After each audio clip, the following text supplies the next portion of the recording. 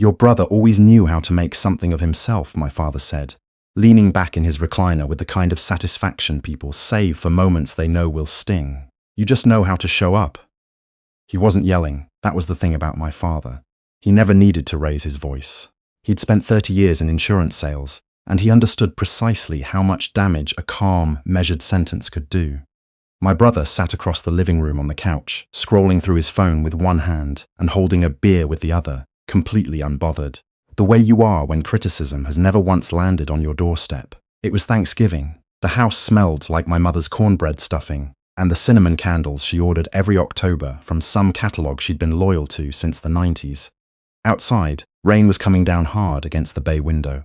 My daughter was upstairs with my nieces, probably already asleep from the drive. My wife was in the kitchen helping my mother with dishes, because that's what my wife did. She helped, quietly, without being asked, and nobody ever said a word about it. I was sitting across from my father with a plate I hadn't touched and a glass of sweet tea going warm in my hand. "I'm doing fine, Dad," I said. He made a sound that wasn't quite a laugh. I didn't say you weren't, but he had. He always was. I need to back up, because that moment at the Thanksgiving table wasn't where it started. It was just where it finally became impossible to pretend I hadn't noticed. My brother's name is Vic. He's 3 years older than me, which put him in a different category in our household growing up. Not just older, but more capable, more interesting, more worth investing in. When Vic wanted to join the travel baseball league at 13, my parents paid the registration fees, the equipment, the hotel rooms for away tournaments. When I wanted guitar lessons 2 years later, my mother said money was tight and maybe I could look into YouTube videos. I didn't bring it up again. That was the pattern. I learned young that wanting things led to a specific kind of disappointment, so I stopped wanting things out loud. Vic went to a state school on partial scholarship, and my parents covered the rest, around $22,000 over 4 years. Though the number only came up once, and only when Vic brought it up himself to brag about how grateful he was. I got into the same school, took out federal loans for 3 years, then transferred to a community college to save money and work nights at a distribution warehouse to cover the gap. My parents didn't offer to help, and I never asked. I told myself it was fine. I told myself I was building something. After I graduated, I moved to Columbus, Ohio, got a job doing accounts receivable for a mid-size manufacturing company, married my wife Claire 2 years later, and built what I'd call a quiet, decent life. Nothing flashy. A house in a suburb with good schools, 2 used cars that ran well, a daughter who made me laugh every single day. We weren't rich, but we were stable. I paid our bills on time and kept about 4 months of expenses in savings, which was something I was genuinely proud of. Vic, meanwhile, lived 40 minutes from my parents in a townhouse he'd rented since he was 26. He did something vague in marketing that he explained differently every time someone asked. He'd been engaged twice, never married. He drove a car he couldn't afford, and wore clothes that said money without quite having it. My parents thought he was brilliant. My mother described him at church as entrepreneurial. My father called him a self-starter. The calls from home started around 5 years into my marriage. Small ones at first. My father's property taxes had gone up, and they were a little short this month. Could I help cover the gap? Of course. My mother needed a procedure that insurance only partially covered. Could I pitch in? Of course. The furnace died in December, 2 days before Christmas. Of course. I never said no. Not once. Partly because I loved my parents, and partly because the way my father asked made the alternative feel cruel. He had a way of framing every request, as though I was the sensible, reliable one, the one who understood real life. It felt like being respected, even when it was actually just being used. What I didn't know for a long time was how those calls lined up with what was happening on Vic's end. The Thanksgiving where my father made his comment about Vic, knowing how to make something of himself, came about 8 months before I finally understood the full picture. I remember sitting in the car afterward while Claire buckled our daughter into her car seat, and I stared at the rain on the windshield and tried to figure out why I felt so hollow. Not angry, just empty in a specific tired way that I recognized from childhood and had hoped I'd grown out of. "You okay?" Claire asked, getting in on the passenger side. "Yeah," I said. She looked at me for a second. "You're not, but okay." That was Claire. She had a gift for accurate shorthand. I drove home in the rain and didn't say much, and by the time we got our daughter to bed, I'd already half convinced myself I was being oversensitive. My father had always been like this. Vic had always been the favorite. These were known facts, like the layout of a house you grew up in. Uncomfortable maybe, but familiar enough that you stopped noticing the sharp corners. The thing that changed everything started with a spreadsheet. I know that sounds like the least dramatic origin story possible, but that's what happened. I work in finance. Numbers are how I think. In January of the following year, I was doing our household budget for the new year, the way I always did in the first week of January, going through the previous year's bank and credit card statements to categorize everything. And I noticed that our transfers to my parents over the prior 12 months totaled just over $11,000. I sat with that number for a while, $11,000.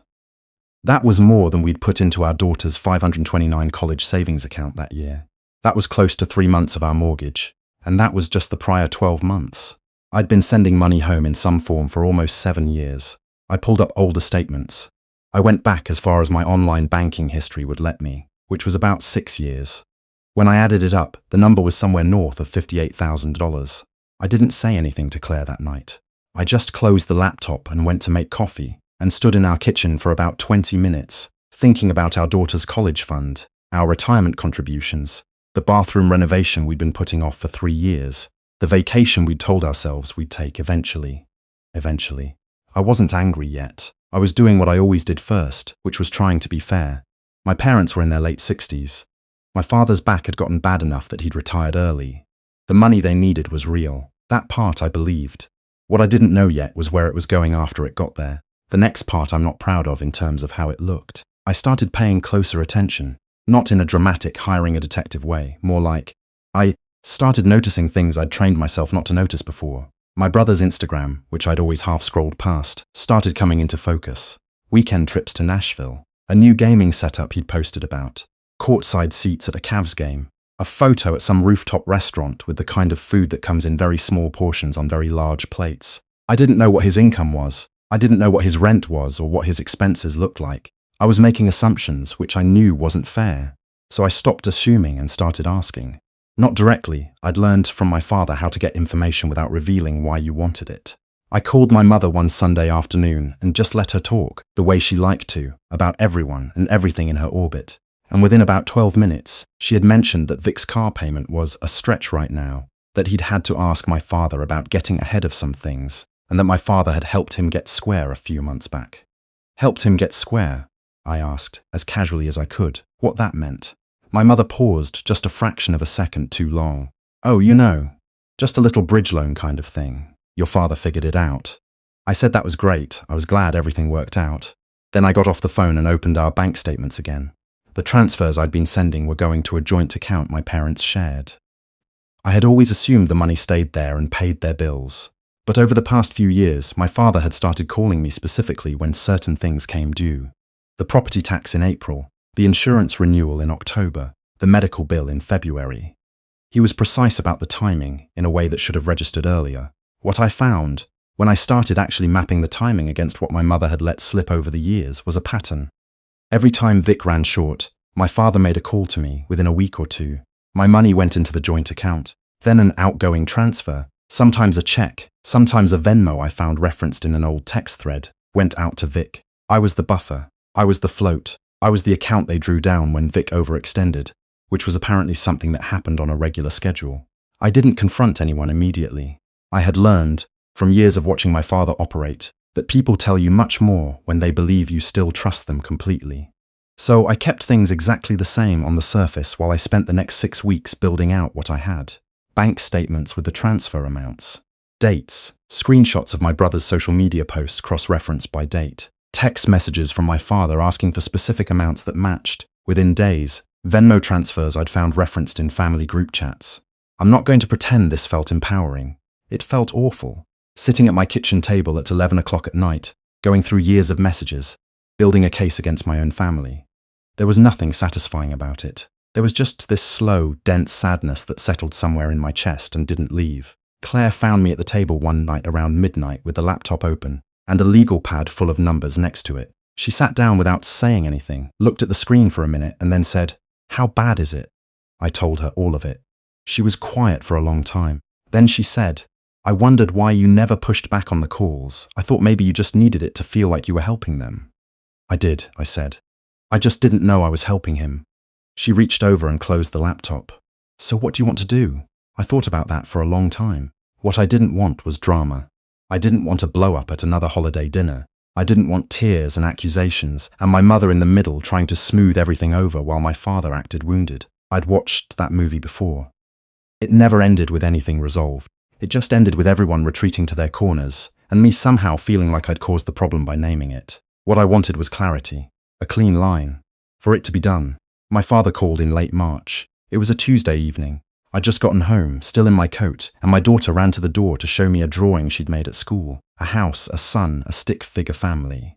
I was standing in the front hallway holding this drawing when my phone rang. He didn't ask how I was. He rarely did. He said he hoped I wasn't too busy, and then he told me that Vic had a potential business opportunity, some kind of small logistics thing. He wasn't totally clear on the details, and that he needed a capital infusion to get started.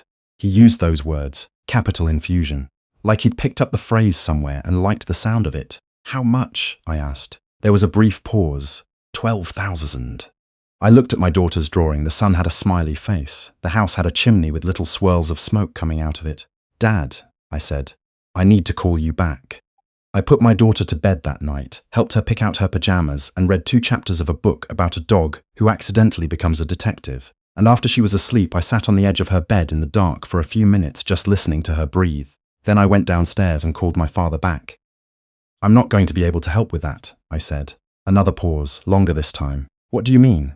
I mean, I've looked at our finances and we don't have it. And I need to be honest with you.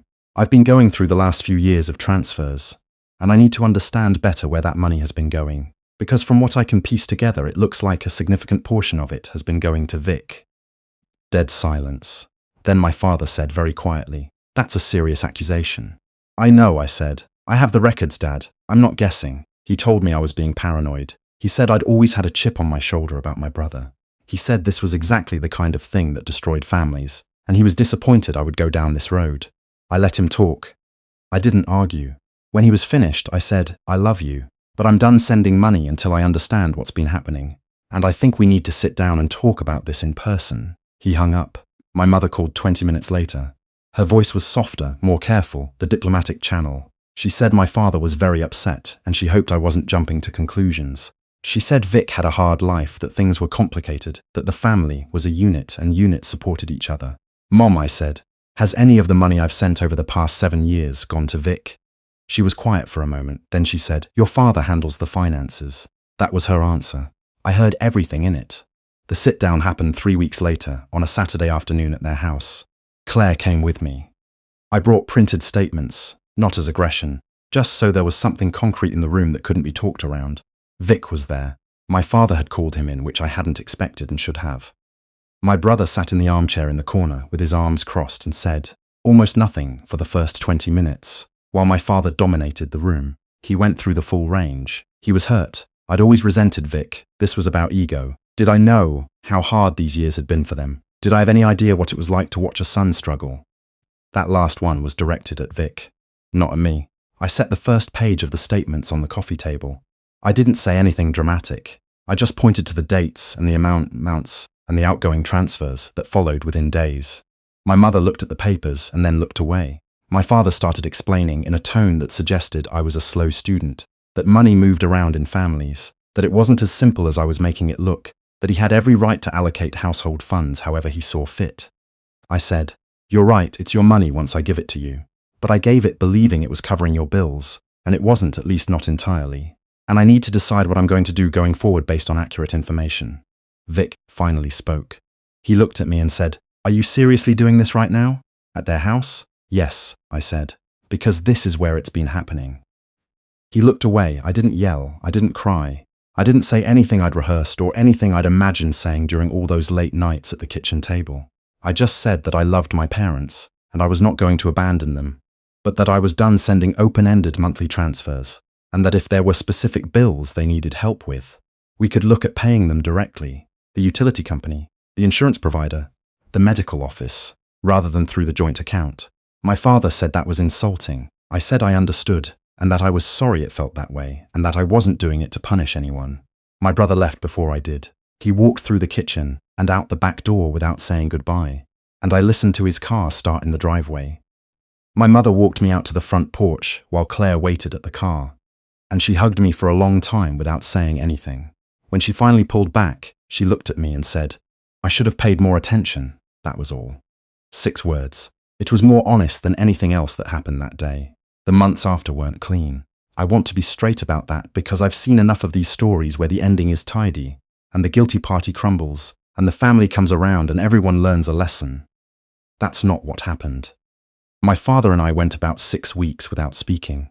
When we did start talking again, it was careful and surface level. Weather, sports, how my daughter was doing.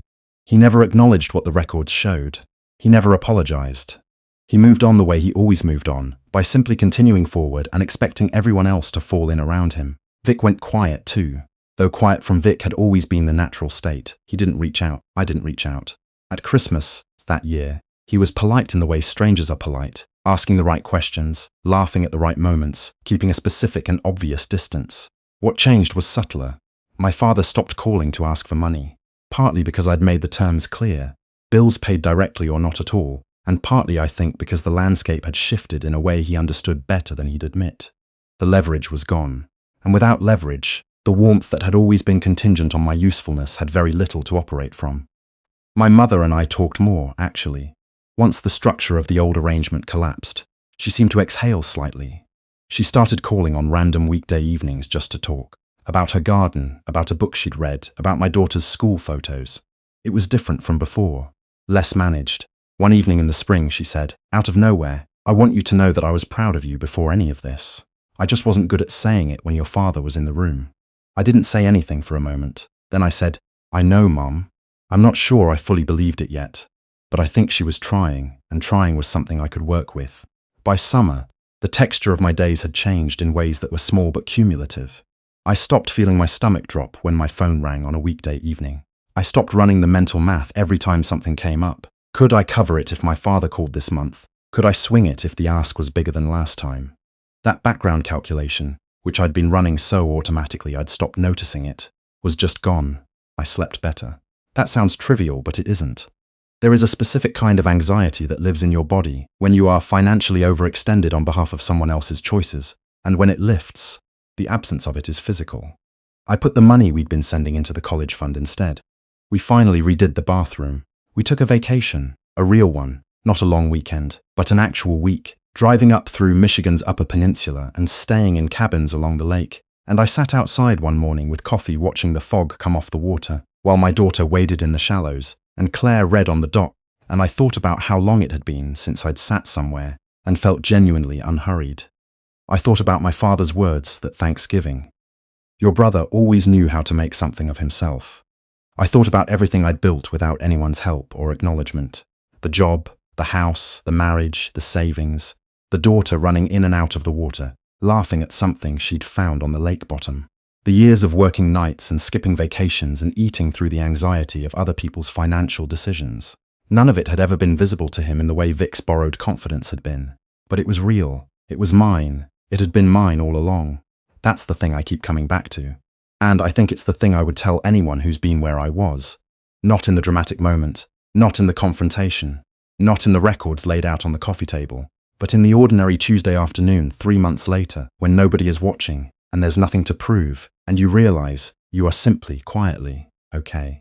The people who love you should be able to look at your life and see something worth seeing, without needing you to bleed for it first. And if they can't, if your worth only registers when you are transferring money or absorbing insults or making yourself smaller, then what you owe them is exactly what you owe a stranger. Basic decency, nothing more. I owe my family basic decency, and I owe myself the rest.